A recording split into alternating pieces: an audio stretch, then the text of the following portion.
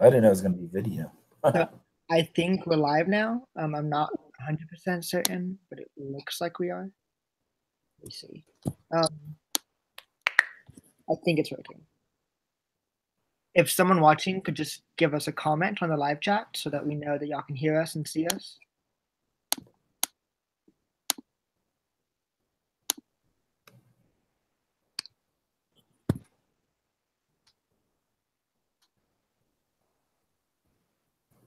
Okay, so I just got word that they can see us, they can hear us. So I'm going to allow them to introduce themselves. We have Dr. Rob Margesson and Allison Foust. So Rob.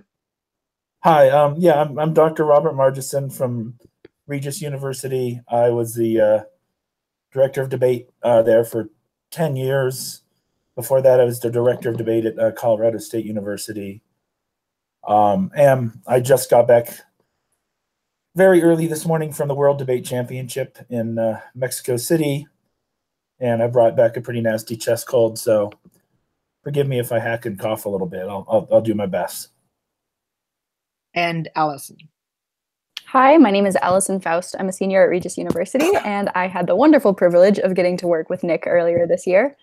I do British parliamentary style debate. I minor in comm, and I'm excited about the LD topic you guys have. I used to do LD way back when, so this will be fun. Okay, so just to start there, the topic is, let me see if I have the exact wording right. Moving it somewhere. Resolve the use of social media as a news source undermines the marketplace of ideas. Just to give a little rundown, the agenda for tonight, the way this will work is I'll give a brief topic analysis. Rob will jump into the marketplace of ideas, give you some working knowledge there. And then we'll go back to me on Habermas, and we'll hear from Allison on constitutive rhetoric theory and feedback and self-feeding loops and self-feeding spheres. And we'll kind of jump from there, and we'll jump around. If y'all comment any live questions, we'll address those questions. I have those on my laptop from my end, but we'll just jump right in. So LD resolutions can appear often intimidating or indecipherable because of the language that we use. There's a very debate vernacular. They tend to center around the literature and the words used in that field. This year's topic seems to be mainly focused on comm theory areas. So we'll get lots of wording that you would find a lot in communication studies, like the marketplace of ideas. So first, let's identify a few key terms in our topic literature. We have terms of art. What that means, when you have terms of art in a debate resolution, you have phrases that are meant to be defined and understood as a phrase, as opposed to as separate words. For example, if you were to have spirit of law, you wouldn't define spirit and law separately. It'd be one phrase. The same goes here for news source and marketplace of ideas. So make sure that you define your terms of art as terms of art. That'll help you not to confuse yourself, your opponents, or your judges. In our resolution, we have the word use of. This phrase, this actual phrase, is going to be really important because as the affirmative or as the negative, you're trying to prove that the use of something is what's undermining. A marketplace of ideas. We'll hear from Rob specifically an entire little mini lecture on the marketplace of ideas. News source. Here's where we're going to jump into a specific definition. News source can be anything that people typically go to garner information about current events. What the topic is asking us is the use of social media as a news source, does it undermine the marketplace of ideas? So undermine is going to be our evaluative claim. We're evaluating something using the word undermine. There are types of resolutions. You have value resolutions, compatibility resolutions, and weighing resolutions. This resolution is going to be a compatibility resolution. It's asking us, are two things compatible? We have object 1 and object 2. And object 2 is going to be our anterior object. It's going to ask us, is object 1, social media as a news source, compatible with object 2, the marketplace of ideas? And the affirmative's burden is going to prove that it's undermined. That's important because the negative's burden is not completely antithetical. What I mean by that is, as the neg, you don't have to prove that the news source benefits in some substantial way, but you do have to show that it's not undermined. So again, we have 4 types of resolutions. The first is evaluative. These resolutions you'll hear is the best way, or can be best achieved by doing this. Then we have duty resolutions. These resolutions you'll hear things like should, ought, moral obligation, etc. Then you have compatibility resolutions. These are is compatible with, benefits, something undermines, is detrimental to, worsens. You'll hear words like substantially, significantly, etc. And then our fourth is weighing. Things ought to be this ought to supersede that, or when prioritized over, or when in conflict. So that's the type of vocabulary that you'll hear in these resolutions. This one, again, is a compatibility because that word undermine. So that becomes really important. So if we take a resolution and we chop it up into pieces, the use of is our act. We have to, that's our scope. It limits our debate to times when social media is used as a news source. That's our first object. And a news source is our limit. It's showing us where are we debating. We're debating when social media is used as a news source. That means the arguments about social media benefiting X, Y, or Z are irrelevant if X, Y, or Z is not as a news source. Moreover, undermines, again, is our evaluative claim. This is where I would work to include a definition of undermines that benefits you as a debater. I prefer the definition of undermine that acts to erode, because eroding is a slow process. It's showing that something about using social media over time kind of chips away at the overarching goal or purpose of social media, of the marketplace of ideas. So that brings us to the marketplace of ideas and what that is and what that's about. Because ultimately the resolution's overarching question is what is best for the marketplace of ideas. So to jump in there, we need to understand what that marketplace is and how it works. And that's where Rob's going to kind of give you some working definition on the marketplace.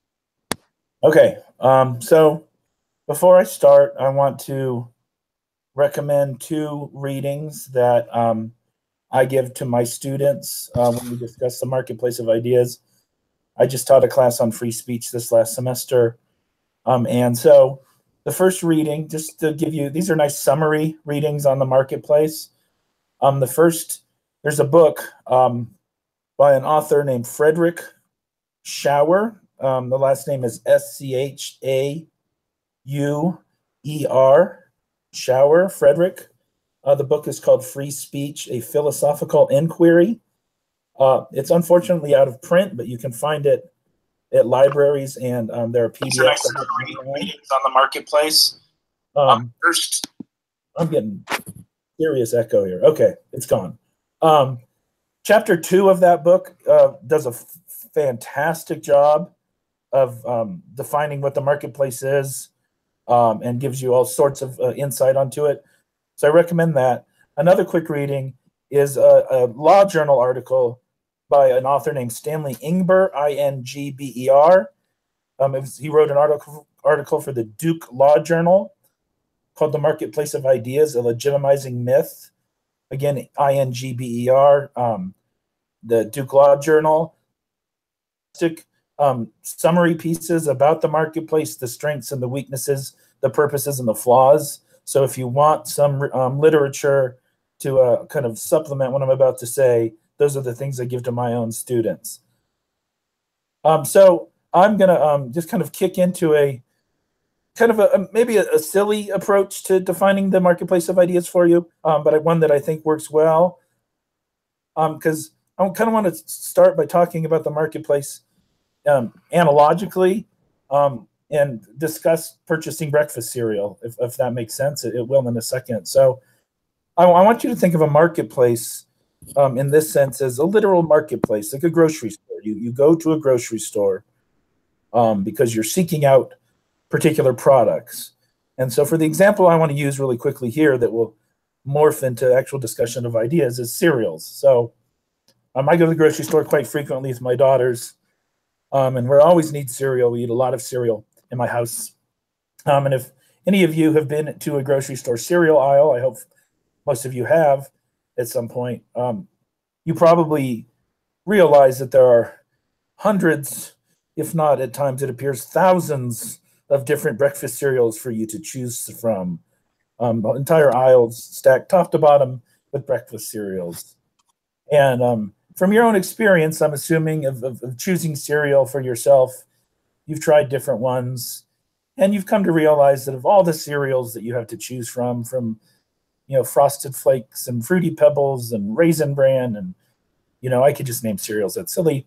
There's some cereals you love, there's some cereals you hate, there's some cereals that are just all right. But the fact of the matter is, you have the opportunity to choose from as many cereals as you want and decide for yourself which breakfast cereals you like, which breakfast cereals you don't like, and which breakfast cereals you'll tolerate in a pinch if that's the breakfast cereal you had to eat. But the key here in this analogy is that you have choice. You have the choice to test them all. All of those cereals are available to you, and you can decide which one you want to try, when you want to try it. All of those choices are yours. The other thing about breakfast cereal is that you probably have friends that also eat cereal, and they probably have different tastes than you. Some of them might like the same cereals you like. Some of them might not. Some of them may like the cereals that you dislike.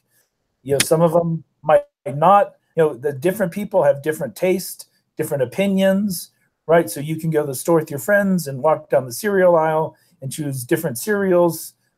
Your friend might choose one you dislike and say it's their favorite. You might choose one you like, they dislike it. Doesn't matter. But at the end of the day, you both have choices, and you make those choices based on your personal opinion and your experience. The other thing about this continue with this cereal example before I swear I'm going to get to ideas, is that one of the things you can do in this experience with your friend shopping for cereals, you can talk about it.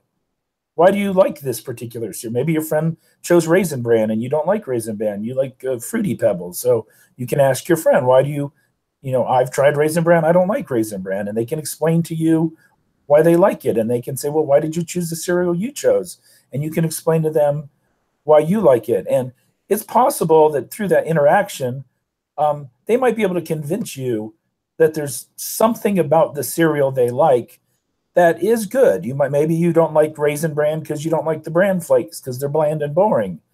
But your friend might be able to convince you, but the raisins are actually pretty good though, right? Or maybe your friend will say, hey, I noticed you like this really sugary cereal. Yes, the taste is good, but do you realize how unhealthy it is for you?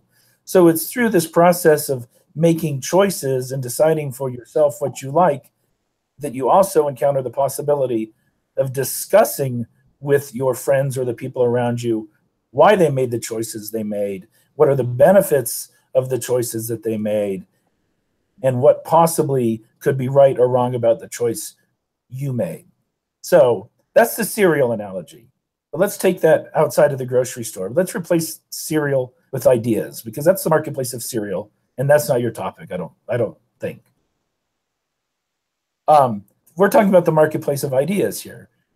The same holds true for ideas. If you go out into the world, which is your marketplace, we're leaving the grocery store, and we're going to treat the world, and the world includes, in the case of this particular topic, the internet. We're going to go out into the world and treat that as our marketplace, our store from which we can choose whatever it is we want to choose for whatever reason we want to choose it. And the world is full of ideas. You encounter ideas constantly. Ideas on politics, ideas on art, ideas on relationships, ideas on anything that is anything. People have ideas and opinions on them. And what you get to do in this marketplace of ideas is make choices. You get to choose the ideas that make sense to you. You can try a whole variety of ideas. Let's say, for example, around the issue of your political identity. There are countless political identities for you to choose from, and there are countless ideas and arguments around those identities. And just like the cereals, you can pick and choose. You can try as many as you want. You can try this idea around your political identity, or this idea or that idea, and eventually come to decide for yourself which ones you like and why you like them.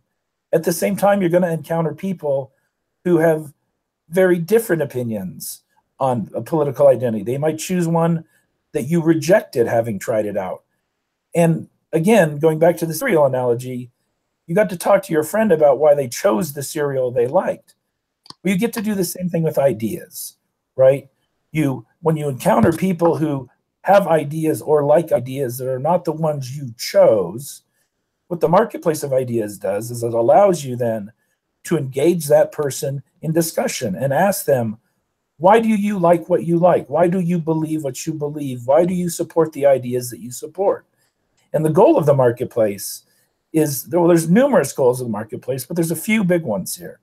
One is that by encountering ideas or encountering people with whom you disagree, you might actually learn a little bit about an idea you rejected that you were unaware of.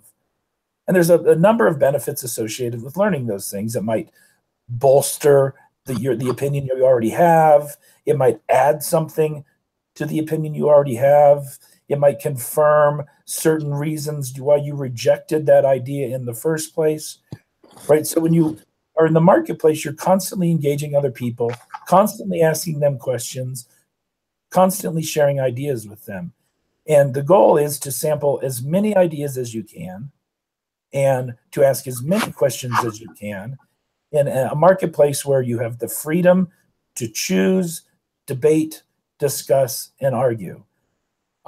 So there's a couple questions, if you're thinking about this from a debate perspective, there's a couple questions that you're probably going to end up asking as you begin researching the marketplace of ideas, especially in relation to the specific language of this topic. And just a couple questions I came up with off the top of my head is, one, in the status quo, do we have a free and open marketplace? The marketplace of ideas theory was first introduced by John Stuart Mill many years ago. So the question is, do we still function in a world similar to the one that he was advocating, especially in the social media sphere? If we don't, if the answer is no, that we don't have that marketplace anymore, then why is that the case, and what are the limitations that we are experiencing? Another question to ask in relation to this topic is, are people equipped to navigate the marketplace, which I'll talk about a little later when I talk about audience. And then if the answer to that is yes or no, then the next question is why or why not. Another question to ask yourself in this debate is, does social media expand or limit our exposure to ideas, or expand or limit the marketplace of ideas?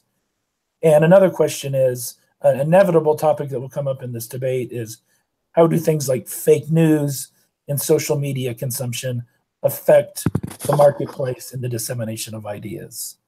So that's what I have on that. If there are any questions, it's a little quick and my voice is kind of bad. So if there's anything I can answer, I'd be glad to. Thanks, Rob. Yeah. I'm gonna wait for just a couple seconds. You didn't expect me to talk about cereal, but Yeah. You're getting some strange feedback, because I am. Never mind, it went away. Okay, I'm gonna wait for a couple seconds to see if we have questions posted, and then we'll move on to the next segment. Right. Rob, what's your favorite type of cereal? probably Raisin Bran. That's such an old person answer. Well, I'm an old person. I have gray hair. That's fair. Okay, so I don't think we have any. Oh, we have one question. Okay. Is there any instance in which something can actually undermine the marketplace? Oh, sure, of course. There are numerous instances, and I think that's probably the foundational question that this topic is based on.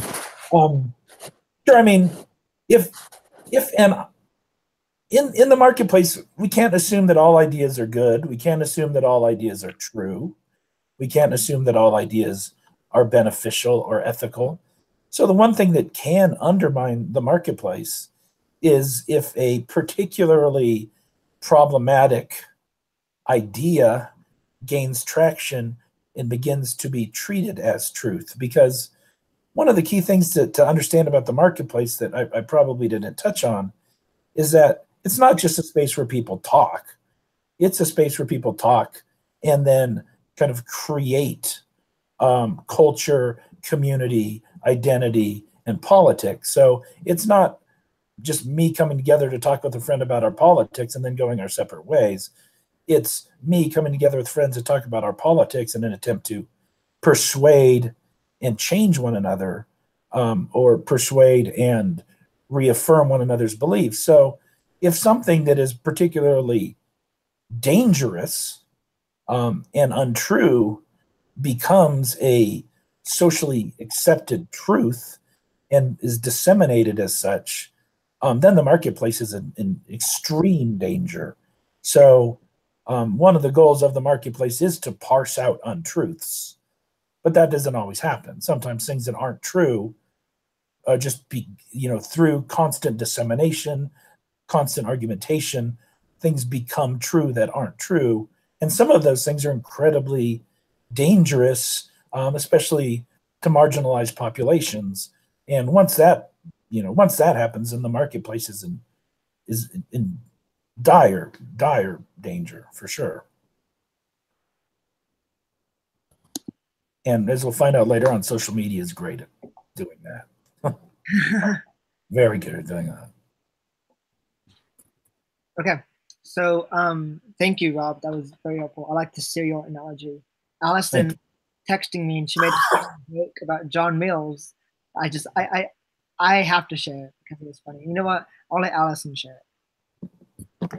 Well, you just keep talking about John Stuart Mills, so I thought, what's better than John Stuart General Mills? Get it? Oh, that's horrible. I know. Real puns for the rest of this discussion. It was, it was painfully funny. Okay. So as soon as I saw the topic, the big thing that I thought of was Habermas, because as people who have seen me debate or have worked with me know, I'm a huge fan of Habermas. I'm going to go over Habermas for a bit, and then we'll hear from Allison on both descriptive rhetoric and how some of these spheres can go back. So first, Jürgen Habermas was a German sociologist and philosopher who believed in the power of communication with all of his heart. And so now his theories are largely studied in Comm Theory. Habermas worked at the Frankfurt School, which was a school of a loose coalition of scholars who, after the rise of Marxism, tried to apply critical thinking into critiquing different types of social structures. So Habermas gives us a couple of awesome ideas. He gives us the theory of communicative action and the public sphere. And the one that I want to really focus on is the public sphere. But any reading on Habermas, wonderful reading, and you can get some great benefit from this topic. So Habermas liked historicity. He thought that we could learn a lot about philosophy now and the way things will work later on from history and the origin of how ideas develop. And so for Habermas, he liked to look back at the past. So when we look at history in the public sphere, Habermas wanted to approach the question, how does public opinion shape public policy? And that was his overarching question for his approach to developing his theory of the public sphere. So he asked, how can public opinion change public policy? So the question is begged, how does the public get to form their opinion? And that's when news definitely comes in as being very important. So this is how Habermas saw the public sphere working as a mechanism. News sources, outlets, journals, papers created information. And that information was then disseminated to different members of the public. And the public then had what Habermas called pure and robust conversation. So for Habermas, the public opinion was generated. It happened collectively. People got together in literary salons and halls and coffee houses and pubs and debate forums, and they just sat down and they talked. They talked about what was going on, how they felt about it, what different things could come about that. And for Habermas, ration or human reason is of the utmost importance. The ability for humans to rationalize is extremely important. And Habermas believed that ration was born in argumentation, that rationality emerged from people sitting down and discussing ideas. So Habermas decided that you have the state and civil life, and the state impacts civil life, and civil life can impact the state. But somewhere in between these two, there needs to be a sphere where people from civil life can come to talk about what they want the state to look like. So for Habermas, what does this look like? Well, it's very simple. For Habermas, conversation needed to be non-bureaucratic, needed to be very pure. This meant people the average Joe sitting down at a coffee table and they talk about everyday things. They talk about the new tax bill. They talk about social issues. They talk about the senators, and they talk about things like the local problems. How sometimes when you drive down a certain street, it needs a stop sign and there's not one. But Habermas' public policy was only put into action when public opinion was powerful enough to will policy into action. And that process of willing happens whenever we sit down and when we talk. So for Habermas, the public sphere is this area that should not be tainted. In fact, it should be maximized. We should constantly be trying to maximize the public sphere and increase three things. One, access to the public sphere. Two, quality of dialogue. And three, information for dialogue. So on the first one, access to the public sphere. Habermas focused mainly first on the bourgeoisie public sphere. For Habermas, people who sat down to talk about the public sphere were older white men or were people who could afford. With the emergence of the middle class, there was leisure time for people to sit. That means that the public sphere that Habermas initially studies excludes women, it excludes minorities, it excludes numerous groups. So Habermas is all about what he calls the transformation or the revitalization of the public sphere. Because in any democracy, if it's true that public policy is generally willed into action by public opinion, then the best thing to do is to create a public opinion that reflects the majority of the public. So you do that by maximizing the public sphere's access to people. This is where social media can fit this topic really well, or perhaps really poorly. Social media, unlike any other platform, can extend access to the public sphere. It can be argued that the modern public sphere is not a coffee house or a forum or a debate hall, but is a subreddit on Reddit, or is a series of memes on Imgur, or is a story on Snapchat that people can comment on. And we'll hear from Allison more about that specifically. But we can also see a hindrance here. Sometimes in social media, we also have platforms that deny people access, that don't have proper access because of things like epistemic injustice. For example, you're all familiar with the hashtag #MeToo. The historicity of the hashtag goes far back before it caught fire, but the hashtag was first utilized by a woman of color. And perhaps the hashtag didn't catch on because of her social status. So it could be that some of the problems that we face with the modern public sphere, when we claim social media solves for that, is still non-unique to social media, because social media is still people interacting with people. So there can be arguments made on both sides that social media extends access, or that even though it extends access, that doesn't matter, because people are still going to act the way they always have. Secondly, for Habermas, it's very important that we increase quality of dialogue. Again, remember going back, for Habermas, ration was critical. If people could not sit down and have rational argumentation, then there was no point to argumentation. Habermas didn't want people to just sit down and talk about anything. He wanted them to sit down and talk about the things that mattered in the ways that matter. What that means is Habermas probably wouldn't approve of a group of people gathering in a coffee house to talk about whether or not Nutella is better than peanut butter. That kind of conversation, even though it is dialogue, is not important to Habermas. What is important is conversation that affects what he calls the civil life and the state, when the state affects the civil life. Because for Habermas, the question is, how can we get civil life to affect the state? Because the state should not be authoritarian. The state shouldn't exist. The people shouldn't exist for the state. The state should exist for the people. So quality of conversation is very important. This is where social media can also become an issue. How does social media affect the marketplace of ideas or the public sphere through quality of dialogue? What type of ideas that Dr. Rob told you, or types of conversations that I'm talking about, are of the utmost quality and key for making actual change? That's a question that debaters can approach throughout the debate and in their research. Because what is important to remember in argumentation and actual rounds is just because ideas out there are circulating or conversation is increasing doesn't mean that either ideas or conversation in and of themselves are good. Habermas doesn't say that. Just talking by itself is not good. It's talking about key things that can enact key change. And finally, for Habermas, the dissemination of information is very important. He was a huge fan of newspapers. He liked the idea that we could write down what happened, an account, what he called a narrative, and then talk about that account. Habermas thought that whenever we talk about events, we bring those events to life, or we assign meaning to events. We create a narrative around events. So here's where social media as a news source specifically becomes important.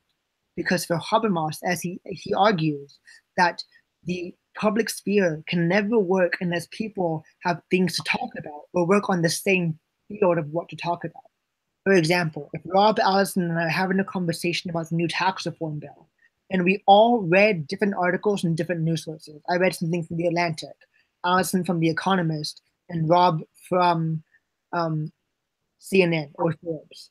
All three of us should be able to approach this conversation from an equal playing field of information. But if for some reason one of us read an article that had false information and we approached this conversation, that public sphere would then be a tainted environment, or what Habermas calls an environment inconducive to creating a public opinion, or a true public opinion. Going back to the marketplace of ideas, this is where John Stuart Mill says that the truth, like any liberalized economy, will be the thing that comes out as polished, it comes out as true. When Rob talks about all those different cereal boxes on the aisle, what John Stuart Mill and Habermas both agree on is that ideally, people will be able to hush out things that are false and pick out the truth. And sometimes with social media, that becomes very difficult. So just to review on Habermas, Jürgen Habermas, he's still alive. He's like 89, he's 88, I don't know. He's a pretty old guy. He was a scholar at the Frankfurt School, focusing on critical theory. He developed the theory of communicative action and the public sphere. And both of these ideas are helpful for today's debate. But I think the public sphere is the area that social media definitely now impacts. Because the question that sociologists and comm theorists alike are tackling is, how is social media affecting the public? And so we'll hear from, so I'll take a few questions if we have any. Let's see, so we have a question. So things that threaten status quo or introduce misinformation is considered a major threat. I think that's in reference to Rob's lecture. I think Rob said yes. The next question, do you think you could use what is happening in Iran as an empirical example of how maximizing access to the public sphere can lead to action? Sure. So we can see this again, that's an example of historicity. Habermas used the example of the French Revolution. He argued that the newspapers in the French Revolution were extremely important, because if it wasn't for A, the newspapers providing information in the pamphlets, and B, people meeting in coffee houses to talk, the French Revolution wouldn't have happened. So in fact, the French Revolution is the area where Habermas goes back and first sees the public sphere as being what he calls actualized. If any of you have seen the movie Les Mis, before the song, I think it's Red. I think the song is just called Red, maybe not. It's the song that goes, Red, the blood of angry men. All of the boys. What was that? I knew you were going to sing. I knew it was coming. All of the schoolboys are sitting down in a salon, in a coffee house, and they're talking. And then the next thing you know, there's a huge battle with Hugh Jackman. And it's big. But the point is that it's the small debate, it's the small conversation between people that have been granted access to information that sparks huge change. Our next question, wouldn't Habermas argue that the introduction of differing ideas feeds into the theory of communicative action? Sure, that goes back to what Rob says. These different ideas are good, but what Mills and Habermas might agree on, definitely Habermas, is that an idea isn't good in and of itself. An idea is only good insofar as it has elements of truth to it. And that's where the marketplace of ideas gives you freedom to choose what those ideas are, not be paternalistic. And where the public sphere allows the mechanism to decide which of those ideas are good. But communicative action, just to cover on that a bit, as Habermas says that rationality, or that human reason, should not arise merely as an outside force, but as a force that we speak into power, a force that we realize whenever we talk. So for Habermas, argumentation is the birthplace of communicative action. Communicative action, Habermas would define as people working together cooperatively, but as individuals. And they do that through communication. For Habermas, there is no way that we can actually interact to bring about meaningful change without engaging in what he calls the intersubjective medium of communication. That's language, it's talking, it's debating, it's arguing. Can I add something really quick? Of course. But just in response to that question, I think for both Habermas and the marketplace of ideas, bad ideas or wrong ideas are crucial. Like we want them out there. There's the only way that you can even recognize that certain ideas are bad or harmful or dangerous is to allow people to voice those ideas. So at no point in time in marketplace theory or Habermas's work do they argue only right ideas should be introduced. Both of those theories and theorists are very, very supportive of say whatever you want to say, just know that you are going to be argued against, and there's a very real possibility that what you are saying will be eventually proven false. So this is not an attempt to say only good ideas should be discussed. All ideas should be discussed. We just hope, and Habermas is very, very optimistic, that at the end of the day, the bad ideas will be proven bad. That doesn't always happen, but we'll get to that too later. Looks like we have one last question. I think that Rob can answer this question better than I can. Are there any articles that you'd recommend that we can read for Habermas's theory? Oh gosh.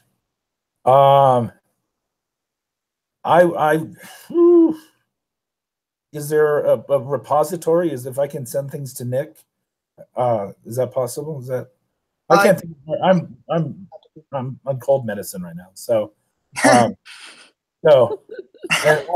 I do books, so but I definitely can find a couple articles that are very helpful. Is it possible if I send them to you that there's a place where you can? Yes, I can do that. Yeah, I'll send a few things to Nick.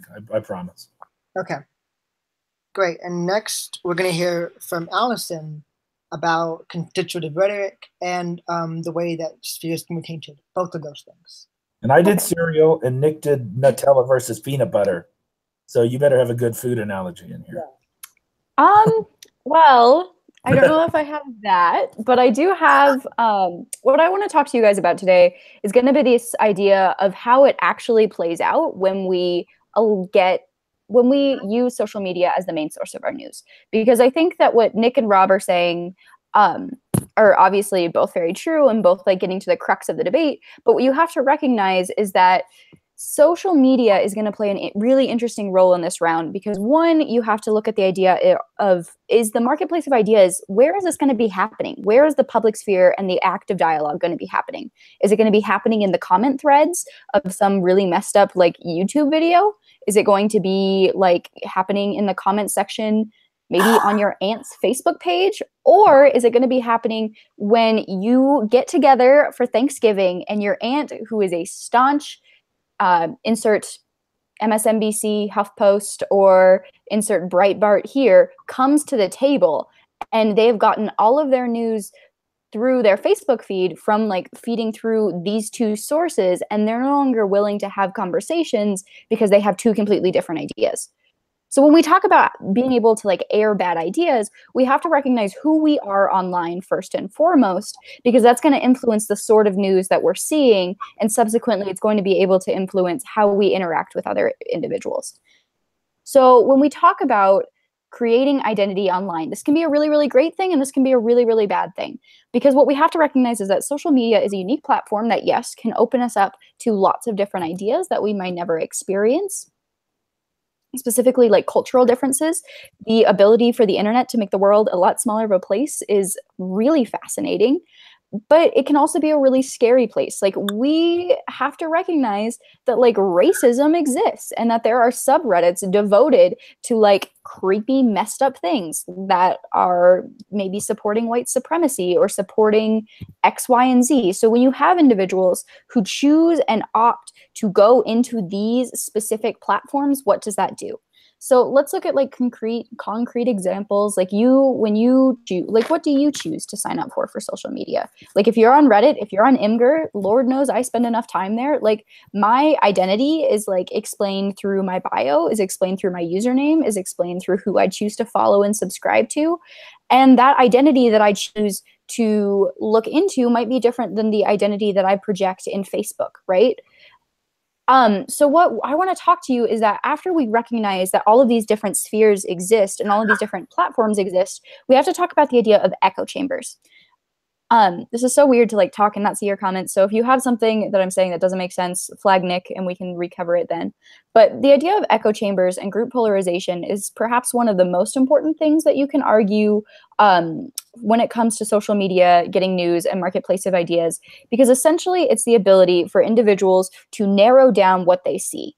So now we're going back into what Rob and Nick were discussing about this whole idea of you're only seeing that the marketplace can't function if you're only seeing ideas. Like we want to hear the messed up ideas. We want to hear about the super extra power Raisin Bran Fiber Punch cereal that was like quickly discontinued because it had terrible results. We want someone to voice racist opinions, but then be able to be rational enough to listen to the arguments against them. So it's really important to throw together what are bad ideas, what are good ideas, and then let individuals battle them out through argument and allow the bad ones to shift away.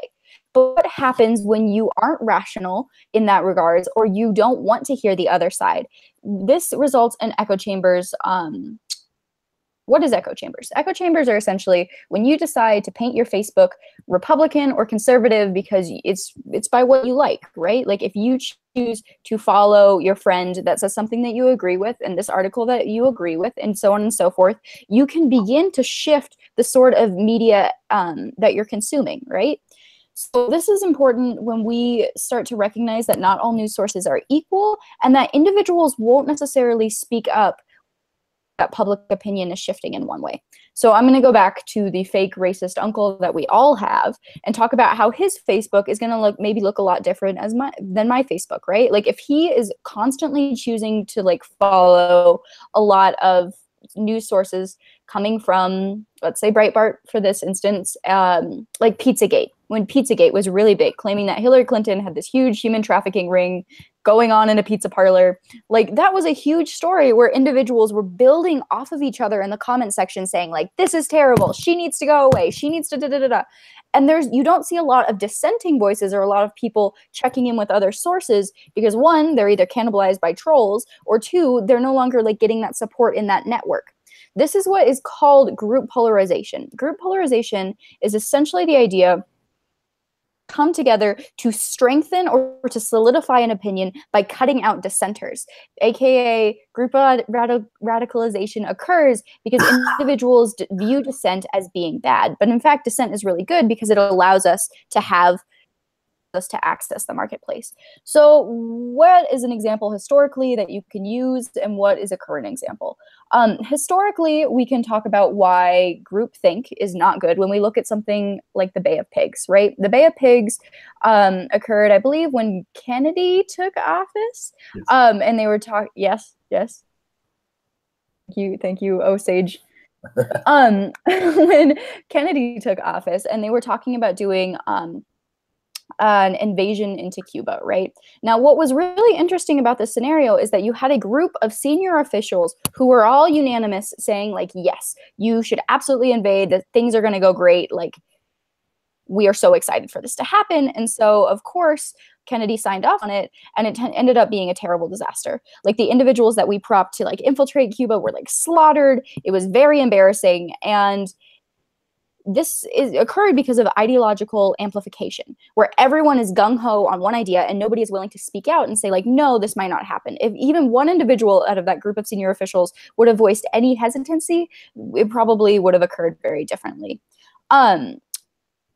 the inverse of that, or how we can see this manifest today, is again looking at things like Pizzagate, or looking at issues where on one side of the aisle or the other, you've crafted a sphere that only solidifies your opinion and is not willing to interact or engage with others. So at the end of the day, what does all of this mean? First, we have to recognize the unique platform that is social media and how it can actually allow individuals to create echo chambers or self-feeding loops that will feed into and strengthen ideology, oftentimes radicalizing said ideology. Secondly, we have to see how Marketplace of Ideas plays out both in the comment sections when this happens and when it comes to like feeding your uncle, right, who is like only getting his news from these sources. When we recognize the prevalence of fake news, when we recognize the ability to create bias, it makes it really hard for your uncle to come to Thanksgiving dinner and to be rational and to engage in these discussions. So instead, it allows for these bad ideas, or these ideas you might not agree with, or ideas that might not survive the marketplace traditionally, to exist in these little subspheres instead of rising to the top and battling it out. This is really bad for many reasons. Yeah, I think that's about it. Nick, are there any questions? Let me see. I don't see any right now. I'm gonna give it a second. I'll check again. It's hard because it's kind of deceivingly simple, right? Like, we know social media does these things, but there's a lot of communication theory that functions when we talk about don't seek out like firsthand news sources. They would prefer to comment or to talk about what they see from their friends, and then how that affects your identity on and offline. I think the offline point is incredibly important, right? It's that these identities that you construct through your interactions with these social media platforms, they don't end when you log out, right? That racist uncle at the Thanksgiving dinner table is that way because of all of those interactions and all of that echo chamber interaction, right? So this media we're consuming and our inability, especially in social media, to come to contact with ideas that contradict what we already believe, just reinforce those beliefs as we carry them out into the world. So we'd like to believe, and I know a lot of people who are, jerks on Facebook, who are like, oh, that's just my social media persona. It's like, no, that's just not. No, you're constantly a jerk. You're constantly exposing yourself to bad ideas. Eventually, you become inculcated and carry those ideas and that behavior with you offline. And I think that's the real danger, and a very important impact if you're doing impact-oriented debate on this topic, is that jerks online inevitably are jerks in the real world. I should know. I am one. I'm nice. Yeah. Okay, so since Rob was talking, I'll let him keep going. And Rob was going to give us a breakdown of audience and the importance of audience. Yeah, I'm always talking. I'm a teacher. It's habitual. Okay, so I don't have a ton to say here. A lot of what I want to talk about briefly in terms of audience has been touched on a little bit by Nick and Allison.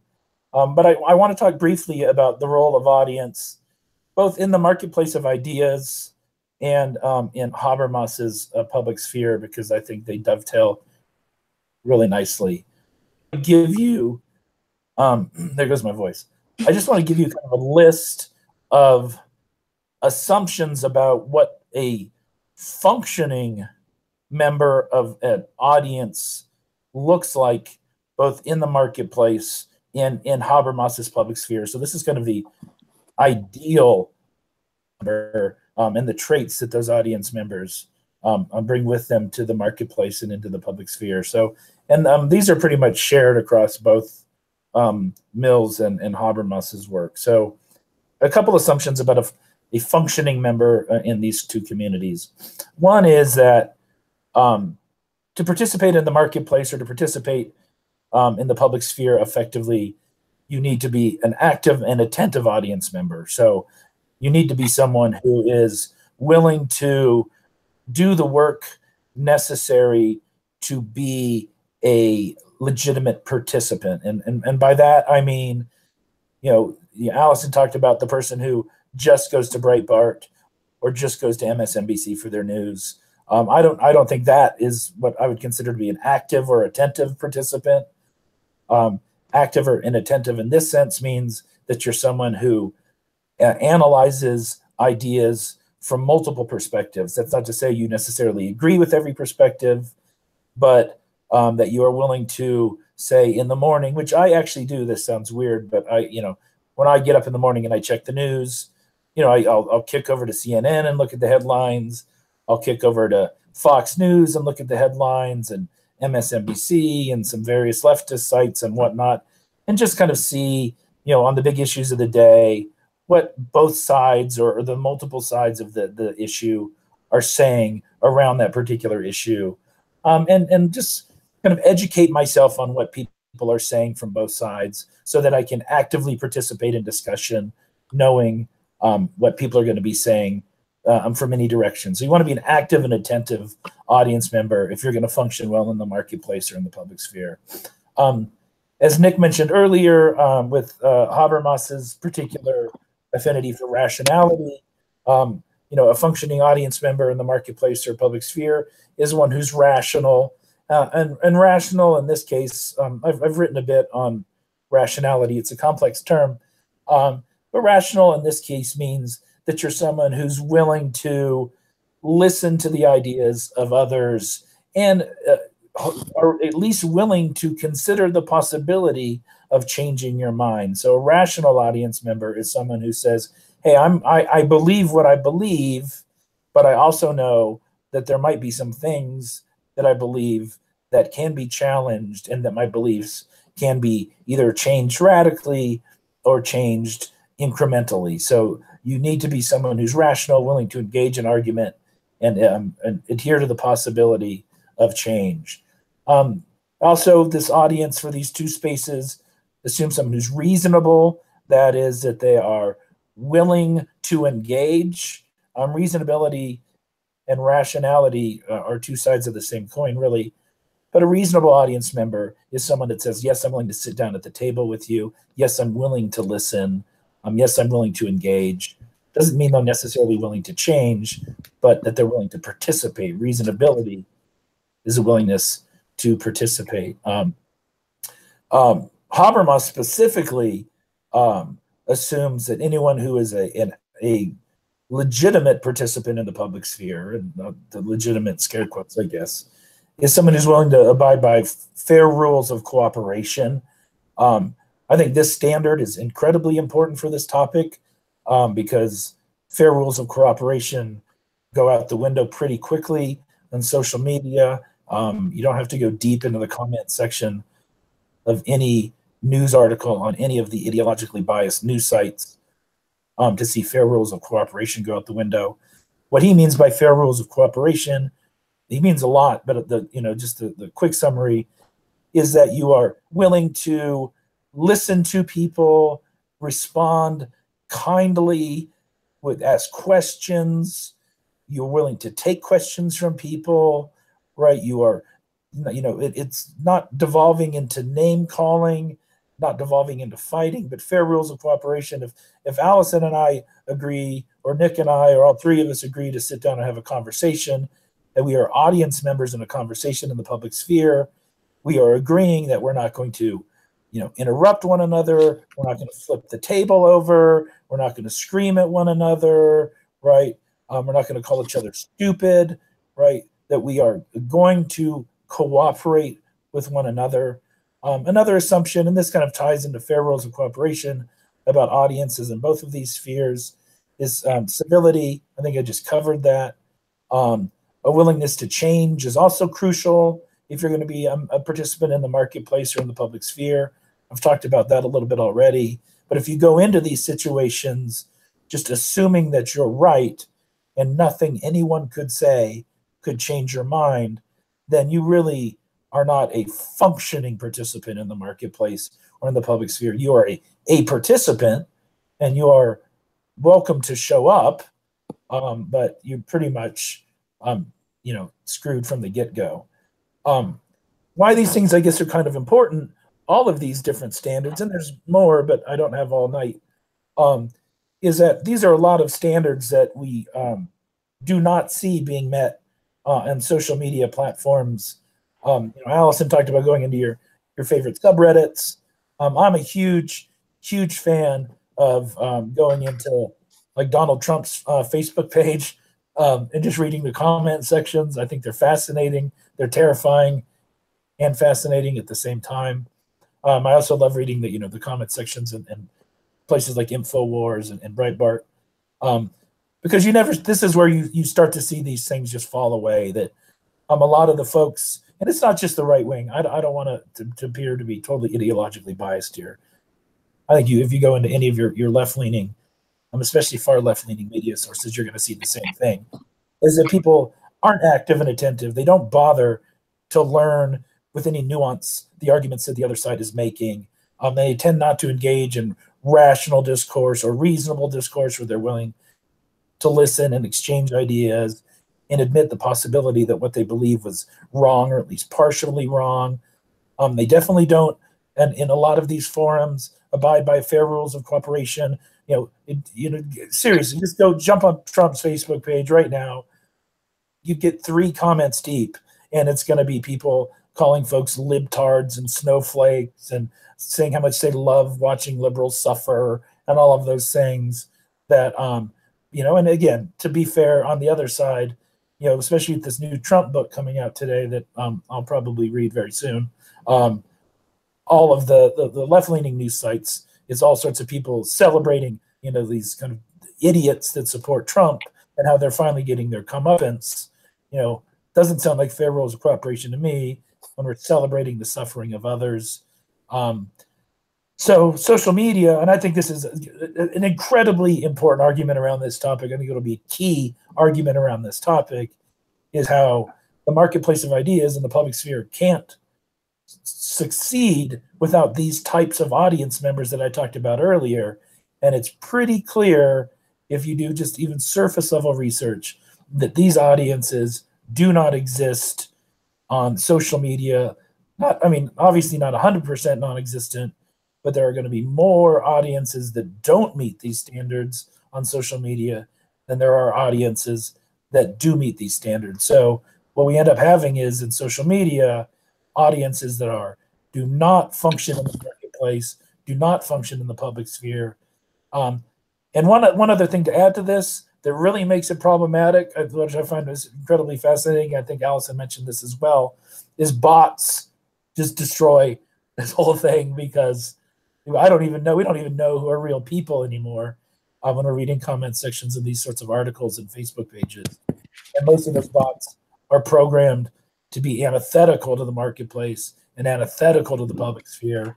So even if there were people willing to engage reasonably and rationally, we have an entire industry of folks who just create hostility electronically to interfere with those processes. So that's what audience looks like and should look like from the perspective of the scholars that we're talking about.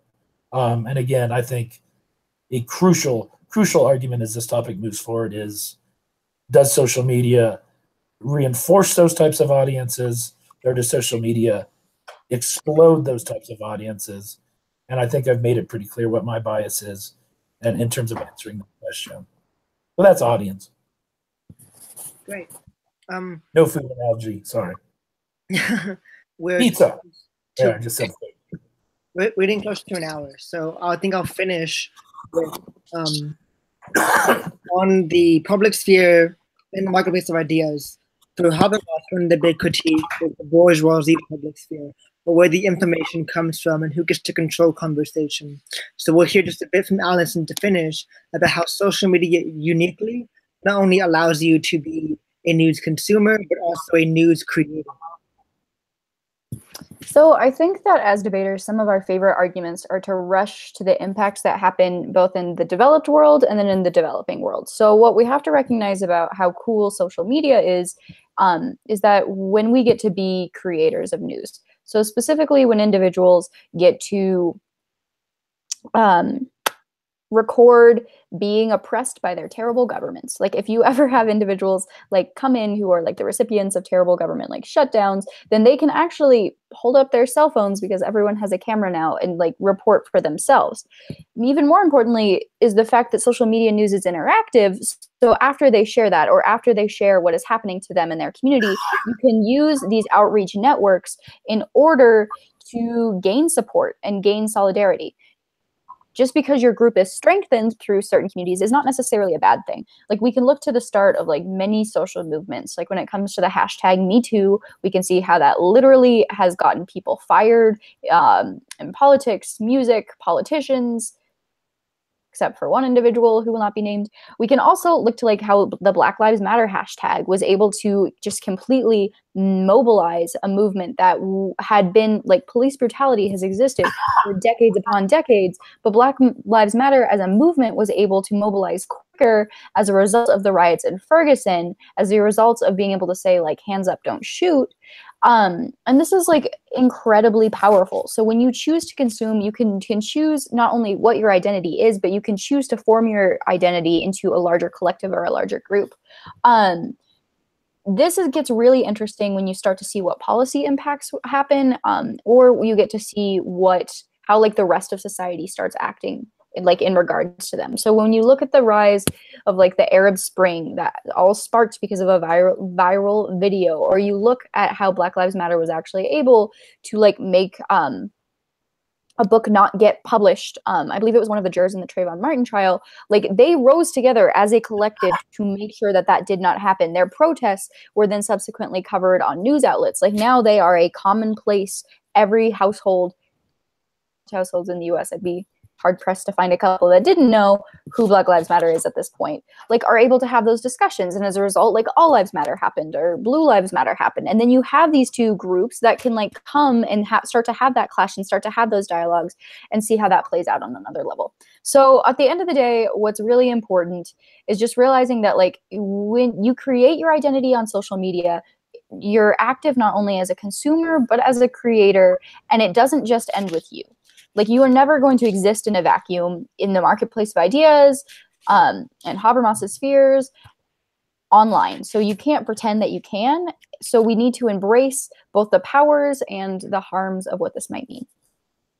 Very short power of social media activism, but I think it gets to the point. Yes, definitely. Okay, so that hits us right at the hour mark.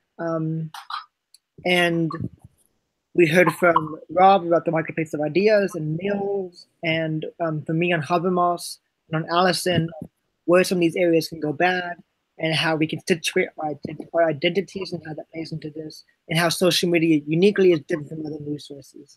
I'll leave the feed up for a few minutes to take any questions that y'all might have. Otherwise, I think that that'll be it, and we'll close off the session.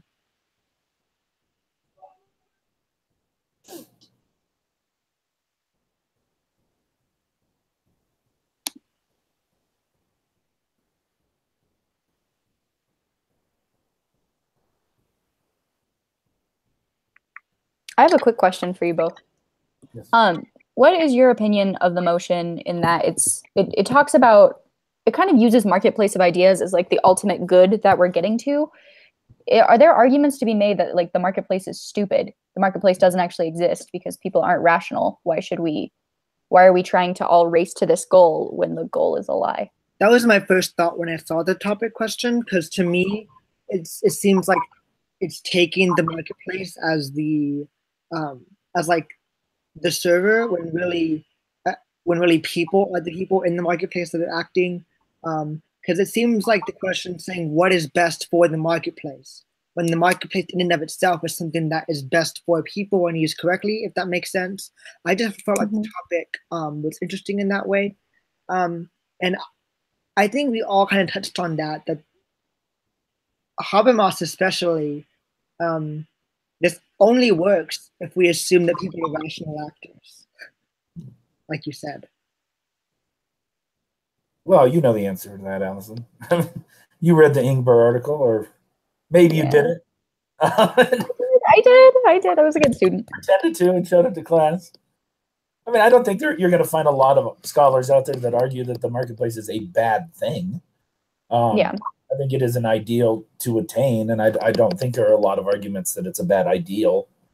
I think, the Ingber article being the one that most people cite, tells us that there is no such thing as a functioning marketplace, that it's a myth, right? That we lack the rational capacity and reasonableness to ever actually create a functioning marketplace, at least and when Ingber was writing, there wasn't even an internet, right? And Habermas was, you got a lot of these marketplace scholars over the course of decades who, whenever a new technology comes out, they freak out. Oh my God, the radio! What's it going to do to the marketplace?